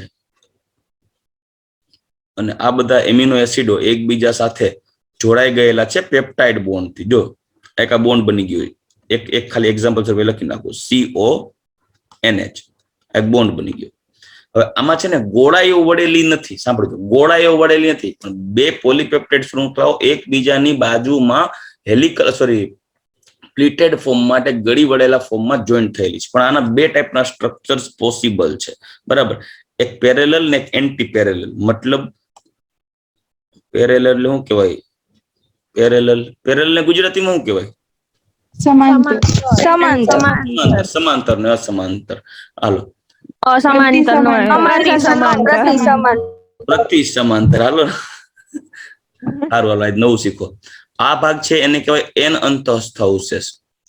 તો છે ને જ્યારે આવા બે પોલીપેપ્ટાઇડ એકબીજા જોડાય ત્યારે એકના એન અંતઃસ્થ સામે બીજાનો એન અંતઃસ્થ જોઈન્ટ થાય. સી અંતઃસ્થ સામે છેડે સી અંતઃસ્થ સામે ગોઠવાય તો એને સમાંતર એટલે કે પેરેલલ સ્ટ્રક્ચર કહેવાય. પણ એકના એન અંતઃસ્થની સામે બીજાનો સી અંતઃસ્થ જોડાયેલો હોય, આવી રીતનું હોય, એન ની સામે સી અને સી ની સામે એન, તો આને કહેવાય પ્રતિ સમાંતર એન્ટી પેરેલલ સ્ટ્રક્ચર. તો આ તમે જોશો, આ એક પોલીપેપ્ટાઇડની શૃંખલા છે, નીચે બીજી પોલીપેપ્ટાઇડની શૃંખલા છે, પણ આ પોલીપેપ્ટાઇડમાં અહીંયા જોશો તો ખ્યાલ આવશે કે આ એન અંતઃસ્થ થતું એનું પેરેલલ એન્ટી પેરેલલ સ્વરૂપે જો અહીંયા લખ્યું છે એન અંતઃસ્થ, આ રીતની ગોઠવણી. અહીંયા સી અંતઃસ્થ છે તો અહીંયા સી અંતઃસ્થ છે. તો એક આ રીતનું બંધારણ થયું હોય જેની અંદર એક CO સમૂહ સામે ઓપોઝિટ બીજો એની સામેના પોલીપેપ્ટાઇડના એકના NH અને એની સામેના પોલીપેપ્ટાઇડનો CO. પછી માનો કે સામેના પોલીપેપ્ટાઇડનો NH હોય તો એની સામે જે CO આવે એની હારે ઇન્ટરમોલિક્યુલર હાઇડ્રોજન બોન્ડ કનેક્ટ થતા હોય તો હાઇડ્રોજન બોન્ડ કનેક્ટ થજો. બરાબર. તો આ રીતે એક ગળી વળેલું તમને સ્વરૂપ જોવા મળે, મતલબ આવું ગળી વળેલું તમને સ્વરૂપ જોવા મળે, આમ એકબીજા સાથે આમ જોઈન્ટ થતા હોય જેની અંદર અહીંયા હાઇડ્રોજન બોન્ડ જનરેટ થયા હોય. બરાબર. તો આને કહેવાય પ્લીટેડ ફોર્મ. બીજું પેરેલલ સ્ટ્રક્ચર ની અંદર કેવું હોય કે ભાઈ એકનો એન અંતઃસ્થ તમે આવશે અહીંયા, જો અહીંયા એન અંતઃસ્થ છેડો છે તો અહીંયા પણ તમે એની સામે પેરેલલ એન અંતઃસ્થ જ છેડો જોશો. અહીંયા છે સી અંતઃસ્થ છે, સી અંતઃસ્થ છેડે છે સી ડબલ એચ વાળો ભાગ આવતો હોય. એ તો યાદ છે ને, આપણે લાસ્ટ લેક્ચરમાં જોઈ ગયા હતા પેપ્ટાઇડ બોન્ડ ની અંદર.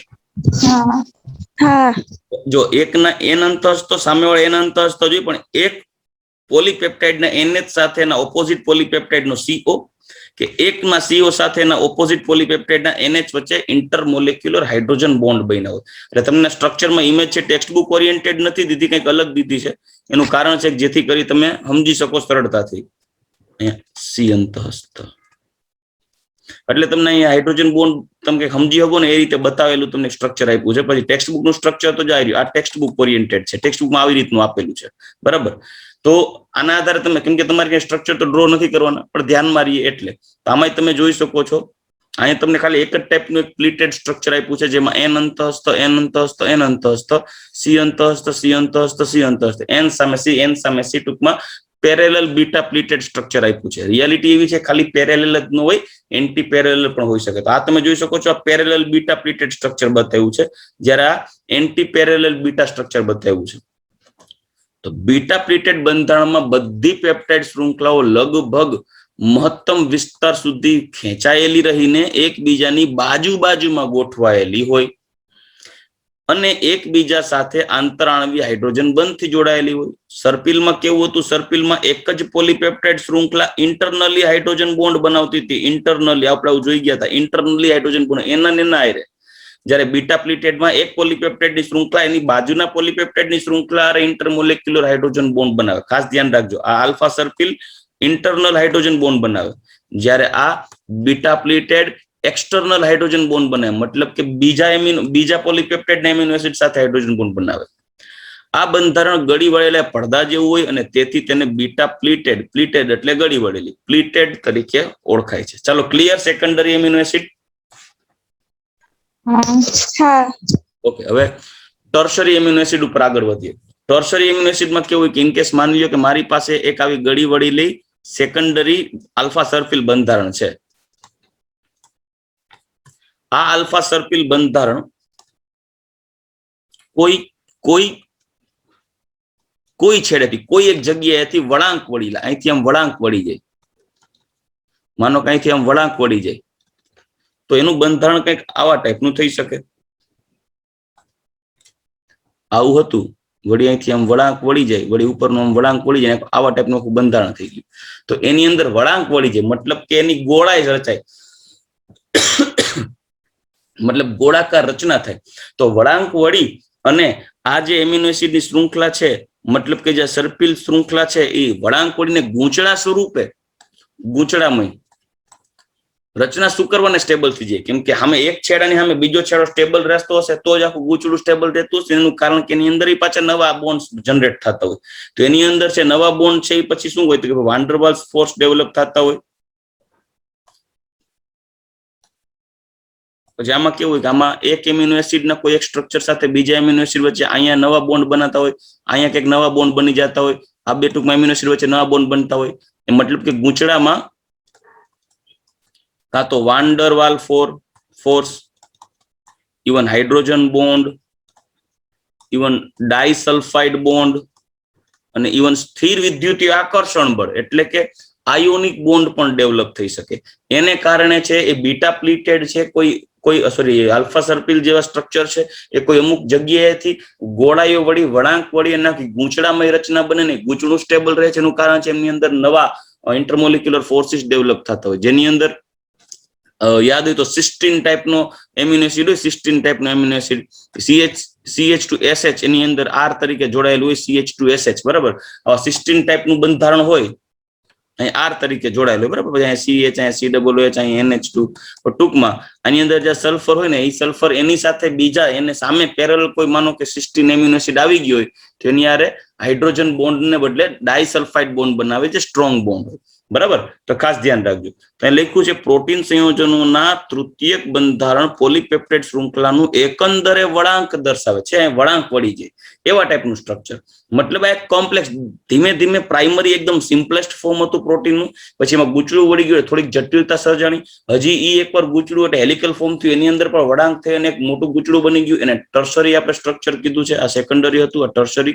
એનું કોમ્પ્લેક્સ સ્ટ્રક્ચર બનતું જાય, મતલબ જટિલ સ્ટ્રક્ચર બનતું જાય. એટલે કે દ્વિતીયક બંધારણનું ફરીથી વળવું છે. દ્વિતીયક બંધારણનું ફરીથી વળવું આ હતું આપણી પાસે પ્રાઇમરી સ્ટ્રક્ચર, જે વળીને થઈ ગયું સેકન્ડરી સ્ટ્રક્ચર છે. હજી વળી જાય એટલે બની જાય ટર્સરી. તે મુખ્યત્વે બે આણ્વીય આકાર જેવા કે રેસામય અને ગોળીય આકાર બનાવે છે. મતલબ રેસામય અને ગોળીય આકાર પ્રકારના હોય છે. હાઇડ્રોજન બોન્ડ જો અહીંયા તમને લાગે છે એક તમે સ્ટ્રક્ચર રેસામય ટાઈપનું દેખાય અને આખું ગોળીય સ્ટ્રક્ચર છે, ટૂંકમાં મિશ્ર હોય આખે આખું બરાબર. હવે આ જે આખી રચના છે એમાં એક તો હાઇડ્રોજન બોન્ડ એ હોઈ શકે, ડાયસલ્ફાઇડ બોન્ડ હોઈ શકે બરાબર. પછી વાન્ડરવાલ બોન્ડ, સ્થિર વિદ્યુત આકર્ષણ બળ જેવા મુખ્ય બળ હોય છે. પ્રોટીનના દ્વિતીયક અને તૃતીયક બંધારણોને સ્થાયી બનાવે છે. મતલબ કે એમની વચ્ચે પ્રવર્તમાન આંતર આણ્વીય આકર્ષણ બળો hydrogen bond, disulphide bond, Van der Waals bond આ બધા શું કરશે? એકબીજાને સ્થાયી બનાવે છે. રેડી? તો આ જો અહીંયા જે તમને બતાવ્યું છે, જો અહીંયા તમે સ્ટ્રક્ચર જોશો ડાયસલ્ફાઇડ બોન્ડ બતાવ્યા છે બરાબર. પછી આ એસિડ અને બેઝિક વચ્ચે આ એક ઇન્ટરમોલેક્યુલર એટ્રેક્શન ફોર્સ એટલે આયોનિક બોન્ડ, સ્થિર વિદ્યુત આકર્ષણ બોન્ડ બતાવ્યા છે. પછી હાઇડ્રોફોબિક અને હાઇડ્રોફિલિક એટ્રેક્શન ફોર્સ બતાવ્યો, મતલબ વાન્ડરવાલ ફોર્સ હોય. હાઇડ્રોફોબિક અને હાઇડ્રોફિલિક એટલે અધ્રુવીય અને ધ્રુવીય ભાગ એકબીજાને આકર્ષે ને એને હાઇડ્રોફોબિક અને હાઇડ્રોફિલિક કહેવાય. હાઇડ્રોફોબિક એટલે જે અધ્રુવીય ભાગ વચ્ચે રચાતું આકર્ષણ, પાણી પ્રત્યે અપાકર્ષાતું હોય એવો, કેમ કે પાણી ધ્રુવીય છે અને બીજો અધ્રુવીય હોય તો પાણી પ્રત્યે આકર્ષાય નહીં, તેને હાઇડ્રોફોબિક કહેવાય. અને પાણી પ્રત્યે આકર્ષાય ને હાઇડ્રોફિલિક કહેવાય. તો જે પોલાર વચ્ચે એટ્રેક્શન ફોર્સ હોય અને નોન પોલાર વચ્ચે, તો આવા ટાઈપના એટ્રેક્શન ફોર્સ એક પ્રકારના વાન્ડરવાલ્સ ફોર્સ છે. એટલે એક જસ્ટ ડાયાગ્રામ તમને બતાવ્યું છે ટર્સરી એમિનો એસિડ, જેથી ખ્યાલ આવે. આપણે ટૂંકમાં આવી ટેક્સ્ટબુકમાં નથી પણ આ ટર્સરી એમિનો એસિડ થઈ ગયું. હવે આપણે આગળ વધીએ ક્વાટર્નરી એમિનો એસિડ. ચાલો ક્લિયર. ટર્સરી એમિનો એસિડ કે ભાઈ સેકન્ડરી એમિનો એસિડ નું ગૂંચળું વળી જાય એટલે ટર્સરી એમિનો એસિડ થઈ જાય. હવે ટર્સરી એમિનો એસિડમાં કેવું આવું એક ગૂંચળું છે, આવા સિમિલર બે ગૂંચળાઓની જોડી એટલે 4 ગૂંચળાઓ દ્વારા રચાતું એક મોટું જટિલ સ્ટ્રક્ચર હોય અને એની અંદર બીજા પ્રોસ્થેટિક ગ્રુપ અવેલેબલ હોય. મતલબ કે Fe જેવા નોન મેટલ પાર્ટિકલ્સ એની અંદર અવેલેબલ હોય, જે પ્રોટીન સિવાયનો બહારનો ભાગ હોય. તો એને આધારે જે પ્રોટીન રચાતું હોય એને કહેવામાં આવે છે ક્વાટર્નરી પ્રોટીન. ચાલો એનું એક્ઝામ્પલ લઈએ. સમજાય છે ને? સંભળાય છે બધાને? ક્લિયર? હા. તો પ્રોટીન સંયોજનોનું ચતુર્થક બંધારણ જોઈએ તો કેટલાક પ્રોટીન સંયોજનો 2 અથવા વધારે પોલીપેપ્ટાઇડ શૃંખલાઓના બનેલા હોય છે. 2 અથવા વધારે પોલીપેપ્ટાઇડ શૃંખલાના બનેલા હોય છે, જે ઉપ એકમો કહેવાય. આ એકમોની પરસ્પર અવકાશીય ગોઠવણી ચતુર્થક બંધારણ છે. જો દાખલા તરીકે આને આલ્ફા એમિનો એસિડ નું એક આલ્ફા પ્રકારનું એક ગૂંચળું કહેવાય, એમાં કોઈ ચોક્કસ એમિનો એસિડ ગોઠવાયેલા હોય. આ આલ્ફા છે, માનો આ બીટા ને આ બીટા આ બંને એકબીજાથી અલગ છે, તો તેમની વચ્ચે આકર્ષણ બળો દ્વારા આ ગૂંચળાઓ સેટલ થયેલા હોય. બહુ ડિટેલમાં સ્ટ્રક્ચર આપણે આવતું નથી. હિમોગ્લોબિન નું સ્ટ્રક્ચર છે આપણે બહુ કોમ્પ્લિકેટેડ સ્ટ્રક્ચર હોય. એવું જરૂર નથી કે બીટા બીટા આલ્ફા આલ્ફા આવી રીતે થયા. અહીંયા આલ્ફા અહીંયા આલ્ફા અહીંયા બીટા અહીંયા આલ્ફા બીટા પણ હોઈ શકે. અને તેમની અંદર non protein particle non protein group પણ કનેક્ટેડ હોય, જેને આપણે કીધું છે હિમ ગ્રુપ. હિમ એટલે એફી. રેડી? તમારે બાયોલોજીમાં આવતું હશે, એમિનો એસિડમાં એફી હોય, Fe+2 હોય કે Fe+3 હોય. એમિનો એસિડમાં જે એફી હોય, Fe+2 હોય કે Fe+3 હોય? કોઈને ખ્યાલ છે?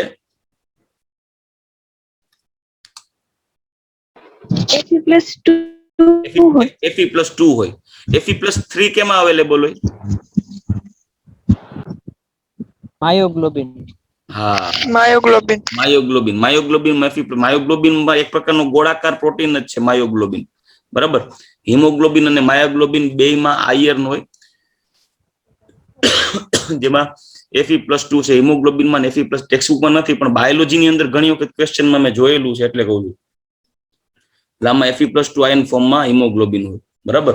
ચાલો, તો આ હિમોગ્લોબિન હોય. હવે અહીંયા તમને જસ્ટ સિમ્પલ સ્ટ્રક્ચર બતાવ્યું છે. આ પ્રાથમિક સ્ટ્રક્ચર, પછી એમાં ગોળાઈ વળી ગઈ તો દ્વિતીયક સ્ટ્રક્ચર, હજી વધારે ગોળાઈ વળી ગઈ તો ટર્સરી તૃતીયક સ્ટ્રક્ચર, અને પછીના ચતુર્થક સ્ટ્રક્ચર ને તૃતીયક કરતા પણ કોમ્પ્લેક્સ ફોર્મમાં દર્શાવ્યું છે. રેડી? તો આ થઈ ગયું પ્રોટીનનું ચતુર્થક બંધારણ. આ ચારેય બંધારણ મેં સિમ્પલ ફોર્મમાં તમારી સામે રાખ્યા, જેથી કરી તમે સમજી શકો કે ભાઈ આ એક એમિનો એસિડ નું સ્ટ્રક્ચર છે, પ્રાઇમરી સ્ટ્રક્ચર. એમાં પછી ગોળાઈઓ વળી ગઈ એટલે એક ટાઈપનું સ્ટ્રક્ચર બની ગયું, આલ્ફા હેલિકલ સેકન્ડરી થઈ ગયું. હજી એમાં ગોળાઈઓ વળી ગઈ તો ટર્સરી થઈ ગયું, અને ક્વાર્ટરનરી સ્ટ્રક્ચર આ થઈ ગયું, જેમાં આ છે આલ્ફા અને બીટા. માનો કે આને આલ્ફા આલ્ફા કહું, આને બીટા બીટા કહું, તો અહીંયા જે છે એ Fe+2 જેવા આયન છે, એટલે હિમોગ્લોબિન. હવે તમે જયારે આનું વિઘટન કરશો ત્યારે એ ટર્સરીમાં કન્વર્ટ થાય. હજી વિઘટન થાય તો બીટા પ્લિટેડ કે આલ્ફા હેલિકલ ફોર્મ છે એ સીધું એમાં રૂપાંતર થાય સેકન્ડરીમાં, એનું વિઘટન કરો ત્યારે પ્રાઇમરીમાં રૂપાંતર થાય. આ થઈ ગયા પ્રોટીનના 4 બંધારણને આધારે વર્ગીકૃત ભાગ. હવે આપણે નેક્સ્ટ પોઈન્ટ ઉપર આગળ વધીએ તો ડીનેચરેશન ઓફ પ્રોટીન. સાંભળજો, ડીનેચરેશન ઓફ પ્રોટીન એટલે પ્રોટીનનું વિકૃતિકરણ. દીકરા, પ્રોટીન છે એ આપણી બોડીમાં રહેલા એવા બાયોમોલેક્યુલ છે કે જેની અંદર ઇન્ટરમોલેક્યુલર ડિફરન્ટ ટાઈપ્સના ફોર્સિસ છે, લાઈક હાઇડ્રોજન બોન્ડ છે, વાન્ડરવાલ ફોર્સ છે, ડાયસલ્ફાઇડ બોન્ડ છે, અને સ્થિર વિદ્યુતીય આકર્ષણ બળ આયોનિક બોન્ડ છે. પણ આ પ્રોટીન આપણી બોડીમાં કોઈ એક ચોક્કસ પીએચ વેલ્યુ એ મેઇન્ટેન રહે છે. શું કરવાને? તો કે ભાઈ પીએચ વેલ્યુ એ એમની અંદર રહેલા એમિનો એસિડ એ સ્ટેબલ રહે, પણ જો ચોક્કસ પીએચ વેલ્યુ કે ચોક્કસ તાપમાન કરતા વધારે તાપમાન કે ઓછું તાપમાન, ચોક્કસ પીએચ વેલ્યુ કરતા વધારે પીએચ કે ઓછી પીએચ આપવામાં આવે ત્યારે પ્રોટીન પોતાનું સ્વરૂપ બદલી નાખે છે, અને એ ડીનેચર્ડ પણ થઈ શકે. ડીનેચર્ડ એટલે વિકૃત થઈ શકે, પોતાની અંદર વિકૃતિ દર્શાવી દે. એનું હું તમને એક્ઝામ્પલ આપું કે ભાઈ આપણે બ્લડ ગ્રુપ ચેક કરાવવા જઈએ તો બ્લડ ગ્રુપ કોઈ પણ બ્લડમાં ટેસ્ટ માટે બ્લડ ચેક કરાવવા જઈએ કે લેબોરેટરીમાં, ત્યારે એની અંદર FeCl3 અથવા તો કોઈ એસિડ એની અંદર 2-4 ડ્રોપ્સ નાખ્યો એટલે ટેસ્ટ ટ્યુબમાં બ્લડ લેશે ત્યારે બ્લડની અંદર જે પ્રોટીન પાર્ટિકલ્સ હોય એનું ક્લોટિંગ થઈ જાય. રીઝન શું છે? તો કે ભાઈ રોગજન્ય જીવાણુઓ છે એ મોટા પોલિમરિક પ્રોટીન પાર્ટિકલ્સની અંદર છુપાયેલા હિડન હોય. મતલબ કે જો એમને ક્લોટિંગ કર્યા વગર ડાયરેક્ટ બ્લડ ચેક કરે તો બની શકે કે એવા રોગજન્ય જીવાણુઓ છે એ ડિટેક્ટ ના પણ થઈ શકે. એટલે એની અંદર શું કરવામાં આવે કે જે પેલા બ્લડની અંદર જે પ્રોટીન હોય ને એ પ્રોટીનને એક્સ્ટ્રેક્ટ કરી બહાર કાઢવું પડે. નો ડાઉટ એ બહાર નથી કાઢતા, પણ એને સેડિમેન્ટેશન પ્રોસેસ એટલે આપણે જે સરફેસ કેમિસ્ટ્રીમાં જોઈ ગયા હતા કે ભાઈ કેન્દ્ર ત્યાગી બળથી એકદમ ફેરવે એટલે જે કલીલ કણો છે ને એ તળિયે બેસી જાય, એટલે ટૂંકમાં કોએગ્યુલેશન કરવામાં આવે, જે એક ટાઈપનું બ્લડનું ડીનેચરેશન છે. એની અંદર એટલે પ્રોટીનનું ડીનેચરેશન છે. એમાં શું કરશે? બ્લડમાં જે પ્રોટીન હોય બહારથી એસિડ એ સબસ્ટન્સ ઉમેરી દેશે એટલે બ્લડમાં શું થઈ જશે? ક્લોટિંગ થઈ જશે. એટલે એની અંદર જેટલા એમિનો એસિડ સ્ટ્રક્ચર્સ છે, પ્રોટીન સ્ટ્રક્ચર છે, એ બધા શું થશે? તળિયે બેસી જશે. તળિયે બેસી અને જમા થઈ જશે જ્યારે એને ફૂલ ફોર્સથી ફેરવવામાં આવે. પેલા બ્લડમાં એસિડ નાખે એટલે બ્લડના પ્રોટીન છે ડીનેચર થઈ જાય, એટલે એનું સ્કંદન થઈ જાય. સ્કંદન થઈ જાય એટલે ગઠોડા થઈ જાય. ગઠોડા થઈ જાય અને પછી સીધા તમે ફૂલ સ્પીડમાં ફેરવશો, જેને કહેવાય સેન્ટ્રીફ્યુઝર. લેબોરેટરીમાં સેન્ટ્રીફ્યુઝર અવેલેબલ હોય, જે આપણે જોઈ ગયા હતા કે સેન્ટ્રીફ્યુગેશન દ્વારા કલીલ કણોનું શુદ્ધિકરણ. એટલે શું થશે કે એકદમ હેવી પાર્ટિકલ્સ જે ક્લોટ્સ છે બ્લડના, એ તળિયે ફેંકાશે, એટલે તળિયા તરફ ધકેલાશે. તળિયા તરફ ધકેલાશે એટલે ટેસ્ટ ટ્યુબની અંદર શું થશે તો કે જે બ્લડના જેલા ક્લોટિંગ થયેલા પાર્ટિકલ છે ને, એ તળિયે ધકેલાઈને બેસી જશે, અને ઉપર છે એ બ્લડનો પ્રોટીન સિવાયનો જે લિક્વિડ ભાગ બચશે એ જ બચશે. અને તળિયે છે બ્લડમાં, એટલે કેવું થઈ જાય કે આવું બ્લડ છે એ બ્લડ આવા ટાઈપનું થઈ જશે. ટેસ્ટ ટ્યુબ છે, તો ટેસ્ટ ટ્યુબની અંદર માનો કે અહીંયા બ્લડનું કન્ટેન્ટ છે ઓલમોસ્ટ લિક્વિડ ફોર્મ અહીંયા હોય, તો તળિયે છે એ બધા પ્રોટીન સ્ટ્રક્ચર છે ક્લોટ ફોર્મમાં તળિયે બેસી. આમાંથી માનો કે કોઈ ડ્રોપ લેવામાં આવે તો એનો ઉપયોગ કરી અને કોઈ પણ રોગના જીવાણુને ડિટેક્ટ કરી શકાય. બરાબર, તો એ એક એક્ઝામ્પલ થયું. પછી બીજી વસ્તુ, ઘણી વખત આપણને લાગ્યું હોય, લોહી નીકળતું હોય, તો આપણા મમ્મી શું કરે, ઉપર હળદર દાબી દે. હળદર જ દાબે ને કે ચટણી મીઠું દાબે? ના, હળદર જ હોય. ના, પૂછું મેં કદાચ ચટણી દબાડતા હોય તો ટ્રાય કરજો, બહુ ઠંડક નો અહેસાસ થશે. તમે કરજો. હળદર પેલા તમે કરજો. અમે એવા પડીએ જ નહીં કે અમને હળદર લગાડવી પડે. ઓહો, સારું કહેવાય લ્યો.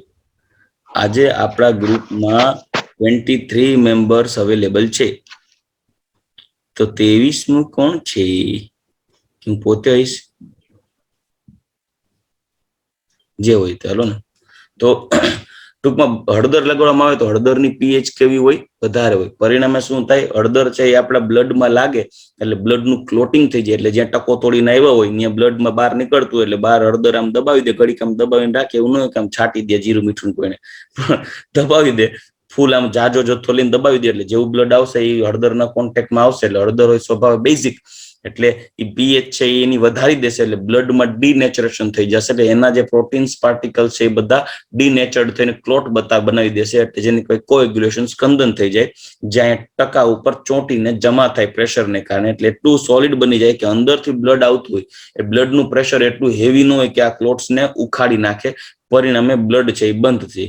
પણ હેવી ડેમેજ થયું હોય બોડીમાં કે તો શું થાય કે બહુ વધારે લોહી નીકળતું હોય તો તમે હળદર દબાવીને પછી રાખો તો વળી પાછું ઓલું જેમ ઓલું ન હોય, પાણી નીકળતું હોય ને તમે ડાટો દઈ દો ને પાણી ફોર્સફુલ હોય તો ડાટો તોડીને બહાર નીકળે. હજી વધારે લાગ્યું હોય તો વધારે લાગ્યું હોય ત્યારે શું કે ટકો હાવ ખુલી જ ગયો હોય તો પછી અહીંયા હળદર ભરવાથી મતલબ નહીં કે ભરો કિલો એક હળદર થઈ જાય રેડી, એમ ન થાય. બરાબર, પણ ટૂંકમાં પ્રોટીનનું ડીનેચરેશન એક એક્ઝામ્પલ છે. પછી જો આ જે ઈંડા ખાતો એના માટે છે, હું તો નથી ખાતો, પણ આ જે છે આને શું કહેવાય કોઈને ખબર છે? ઢોસા કે ઉત્તમ? ઈંડું છે. એ ઈંડું નથી, આમલેટ છે.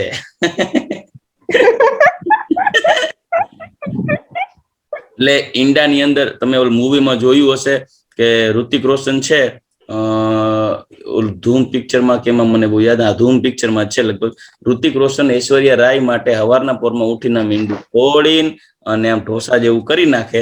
એકચ્યુઅલી ડીનેચરેશન છે પ્રોટીનનું. ઐશ્વર્યા રાયને ઉઠાડીને પછી નાસ્તો કરાવે. આવું પિક્ચરમાં જારું હોય, હકીકતમાં ઘરવાળી હોતી હોય ને ઘરવાળો નાસ્તો કરીને બનાવે, એ ઘર બહુ લાંબુ હાલે નહીં. તમે આવી કોઈ આશા સાથે આગળ વધતા નહીં. બરાબર, તો ટૂંકમાં આ છે પ્રોટીનનું ડીનેચરેશન. પ્રોટીનને ઊંચા તાપમાને ગરમ કરવામાં આવે તો ડીનેચર થઈ જાય. જો દૂધની અંદર દૂધમાં પણ પ્રોટીન હોય, દૂધ ફાટી જવું જોઈએ કે તમે એ ઇમેજ જોઈ શકો છો, દૂધ ફાટી જાય એમાં પણ કોએગ્યુલેશન થઈ જાય. તો આ થઈ પ્રોટીનનું ડીનેચરેશન. જોઈ લઈએ. જૈવિક પ્રણાલીમાં મળી આવતા અદ્વિતીય ત્રિપરિમાણીય અને જૈવિક સક્રિયતાવાળા પ્રોટીનને પ્રાકૃતિક પ્રોટીન કહેવાય. જ્યારે પ્રોટીન તેના પ્રાકૃતિક સ્વરૂપમાં હોય ત્યારે તાપમાનમાં ફેરફાર જેવા કે ભૌતિક ફેરફાર અથવા પીએચ ના ફેરફાર જેવા કે રાસાયણિક ફેરફાર કરવામાં આવે. પીએચ ફેરફાર રાસાયણિક ફેરફાર છે, તાપમાનનો ફેરફાર ભૌતિક ફેરફાર છે. અથવા તો એમાં પોલાર કે નોન પોલાર જેવા સોલ્વન્ટ્સ એડ કરવામાં આવે, એમાં ડિટર્જન્ટ એડ કરવામાં આવે તો પણ તેની અંદર ડીનેચરેશન થઈ જાય. અખતરો કરો તો ઘરે મમ્મી 2 લિટર દૂધ લીધું હોય ને એમાં ચપટી ભરી ડિટર્જન્ટ નાખી દે તો પછી જીતા હોય થાય, દૂધનું કોએગ્યુલેશન થાય કે ન થાય, પણ તમારું જરૂર સ્કંદન થાય. બરાબર, તો ત્યારે હાઇડ્રોજન બંધમાં ખલેલ પહોંચે, તેને કારણે ગોળીય અણુઓ ખુલી જાય. ગોળીય અણુ ખુલી જાય અને સિમ્પલ પ્રોટીનમાં કન્વર્ટ થઈ, એટલે સર્પિલ અણુઓ વળાંક રહિત ના બની જાય અને પ્રોટીન જૈવિક સક્રિયતા ગુમાવી દેશે, જેને પ્રોટીનનું વિકૃતિકરણ કહેવાય. વિકૃતિકરણ દરમિયાન દ્વિતીયક તૃતીયક બંધારણો નાશ પામે છે, પરંતુ પ્રાથમિક બંધારણ અખંડ જળવાઈ રહે. ઈંડાની સફેદીનું થતું ઉકળવાથી ઈંડાની સફેદીનું થતું સ્કંદન વિકૃતિકરણ ઉદાહરણ છે. દૂધમાંથી દહીંનું બનવું, જે દૂધમાં રહેલા બેક્ટેરિયા અથવા લેક્ટિક એસિડ બનવાના કારણે છે. ચાલો રેડી.